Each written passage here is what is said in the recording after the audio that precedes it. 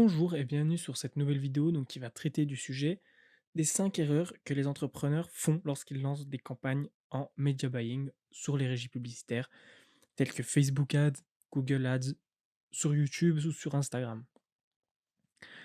Et je vous présenterai aussi en fin de vidéo un petit bonus, une sixième erreur que les entrepreneurs font et qu'il faut éviter de faire lorsque vous créez de la publicité en ligne pour atteindre des seuils de rentabilité plus rapidement et avoir des campagnes beaucoup plus rentables, que quand vous faites ces erreurs.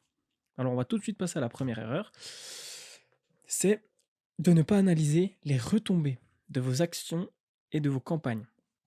Alors ne pas analyser les retombées, c'est parfois dû, au fait que vous n'installez pas de tracker, vous n'allez pas installer de tracker sur votre site web pour analyser le comportement des visiteurs et analyser ce que ces visiteurs vont, faire sur votre site web. Donc peut-être cliquer sur un lien, effectuer une action, donc rentrer leurs coordonnées, aller sur une partie de votre site web, donc par exemple le checkout, ajouter au panier et cetera. C'est grâce à ces données qu'on va faire un des points, une des erreurs aussi qui arrivent, que je vous dirai bientôt, enfin juste après dans la vidéo, heu, c'est grâce à ces retombées qu'on pourra, rendre nos campagnes rentables. Donc analyser les retombées, c'est analyser les KPI, les différentes KPI, les, coûts pour 1000, le taux de clic, le coût par client, le coût par achat, le coût par impression, hem, le nombre de visites et cetera. Donc ensuite, on va passer à la deuxième erreur, c'est ne pas faire de remarketing. Alors ne pas faire de remarketing, qu'est-ce que ça veut dire le remarketing? C'est de recibler, de retargeter, dit comme on dit dans le jargon, du marketing, ne pas recibler, les personnes qui ont effectué certaines actions. Par exemple, on va prendre un exemple tout simple. Par exemple, nous avons une boutique en ligne de vêtements et on essaye de vendre, par exemple, un pantalon. Le remarketing, c'est recibler les personnes qui ont, par exemple, ajouté ce pantalon à leur panier, leur renvoyer une pub en leur disant, bah, voilà, vous n'oubliez pas votre, votre pantalon, leur envoyer un mail, leur envoyer un SMS, les relancer, en fait. Comme lorsqu'on fait de la prospection, il faut relancer les clients.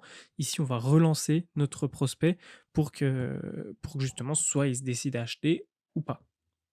Donc c'est une, c'est un oubli que beaucoup d'entrepreneurs font lorsqu'ils font du marketing, de la publicité en ligne.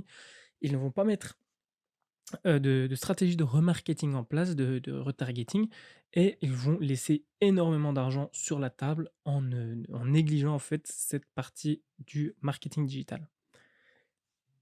Le remarketing, c'est aussi fait grâce, aux analyses de données. C'est-à-dire que si on ne peut pas analyser les données, on ne pourra pas faire de remarketing. C'est pour ça que le premier point est très important aussi. Troisième erreur, donc lancer des boosts de publication. Alors il existe, et surtout ici je vais parler surtout de Facebook et d'Instagram, il existe des boutons par exemple lorsque vous avez une page, Facebook ou Instagram, heu, qui va vous permettre de booster vos publications, de pour atteindre, pour augmenter, la portée de votre publication. À quoi ça sert ces boosts? Ça va simplement servir à attirer plus de trafic, non qualifié pour obtenir des likes, des partages, des commentaires sur votre post, sur votre publication. Alors ça va pas être, l'objectif principal d'une campagne publicitaire classique avec, Facebook Ads par exemple, où on va essayer de générer du chiffre d'affaires. C'est le but principal d'une entreprise, c'est de générer donc du chiffre d'affaires et ici on ne va pas générer du chiffre d'affaires, on va générer des likes, on va générer des commentaires et cetera. Alors on ne va pas, contribuer aux bénéfices de l'entreprise. Donc pour moi, à titre personnel, lancer des boosts de publication, c'est à 90 à 95 du temps inutile pour générer du chiffre d'affaires. On passe maintenant à la cinquième, e 4 ou cinquième, je sais plus exactement, quatrième il me semble, hem, c'est ne pas avoir de réelle stratégie en place pour les campagnes. Je m'explique. Heu, Lorsqu'on va lancer des campagnes pour une entreprise, on va mettre en place des stratégies. Qu'est-ce que c'est une stratégie? Une stratégie, ça va être, un plan d'action qu'on va effectuer au cours d'une durée, en fait. Par exemple, on va dire, on va acquérir des prospects qualifiés pour notre liste email, pour, leur vendre un produit par la suite dans cette liste email. Donc on va lancer des campagnes publicitaires pour acquérir des mails qualifiés et ensuite on pourra avoir une liste email pour pouvoir la traiter et faire nos ventes via cette liste email. Ça, c'est une stratégie. Lancer de la publicité pour de la publicité, c'est pas vraiment utile. Alors, surtout dans le digital. L'erreur, en fait, c'est de ne pas avoir de stratégie, c'est de faire de la publicité comme sur les canaux classiques. Qu'est-ce qu'un canal classique, pardon? Ça peut être la radio, le journal, la télévision, par exemple. Ce sont des canaux classiques. Alors, qu'est-ce que j'entends par faire de la publicité comme sur les canaux classiques? C'est faire de la publicité pour augmenter, entre guillemets, «la notoriété» de l'entreprise. Alors, à quoi ça sert d'augmenter la notoriété? Ça sert pour les grandes marques, pour, imprégner, en fait, les personnes, être omniprésent, en fait, surtout. Ici, pour les petites entreprises, pour les TPE, les PME, les indépendants, les artisans, on n'aura pas besoin d'être omniprésent dans l'esprit de nos clients. On va juste devoir toucher un point sensible, vraiment résoudre un problème réel. Et avoir une stratégie, c'est avoir connaissance de ce problème et pouvoir le mettre, en lumière devant notre prospect afin que de récolter, en fait, ses coordonnées, ou, même, un achat de ce prospect qui deviendra, en fait, client. C'est ça, d'avoir une réelle stratégie. Ce n'est pas, c'est un mot compliqué, des fois pour rien du tout, mais ici, vraiment avoir une réelle stratégie sur de la publicité en ligne, c'est indispensable, en fait, simplement. Alors voilà, ça les c'est le cinquième point, donc la cinquième erreur que les entreprises font, c'est cibler aléatoirement ou automatiquement. Alors qu'est-ce que j'entends par aléatoire ou automatique? C'est de cibler par exemple, sur les différentes, entreprises avec, lesquelles j'ai pu, travailler, avec les différents partenaires avec qui j'ai pu travailler.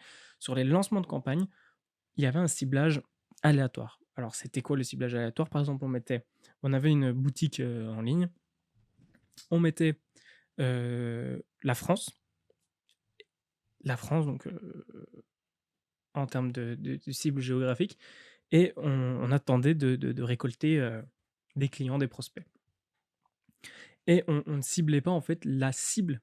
Alors c'est beaucoup de mots cible, c'est redondant, mais on ciblait pas une audience qualifiée pour notre publicité. Alors ici, c'est sûr, on ne va pas avoir de publicité rentable. C'est clair et net. Donc voilà, c'est simplement ça, donc cibler les audiences, c'est connaître la cible de son entreprise principalement. Enfin, le bonus. Alors, la sixième erreur, on va dire, l'erreur bonus, à ne pas faire, c'est de ne pas savoir faire de copywriting et des call to action. Quand on crée une publicité, il va falloir faire du copywriting, donc vendre avec les mots. Ne pas mettre de texte dans une publicité, dans une campagne publicitaire Facebook Ads, par exemple, va vous pénaliser énormément. Vous allez, en fait, gâcher une occasion de pouvoir attirer, l'œil de votre client, l'attention de votre prospect, de votre potentiel client.